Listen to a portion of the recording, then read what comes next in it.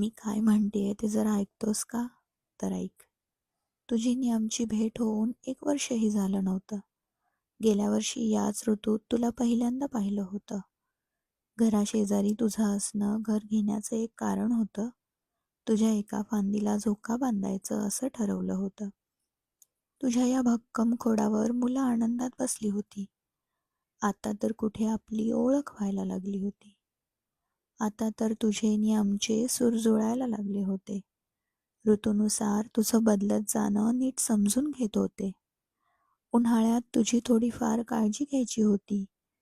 तुझ्या सावलीची आता तर खरी गरज भासणार होती.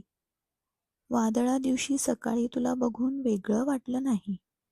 कसलीच पूर्वकल्पना तू का बरं दिली नाही? की सांगत होतास काही जे आम्हालाच नाही कळलं? वादळानंतरच्या सकाळी तुला जमिनीवर जेव्हा पाहिलं, हातातून काहीतरी सुटून गेल्यासारखं वाटत होतं. तुझं आधीचं बहरलेलं रूप नजरेपुढून जातच नव्हतं. उगीचच मनात आलं की आपलं काहीतरी चुकलं का? मग नजर बिजर का काय म्हणतात ते खरंच असतं का? काय सांगू तुला, मनात किती काय काय दाटतंय. मी तुझ्याशिवाय आता सारं कसं भकास भकास वाटतंय.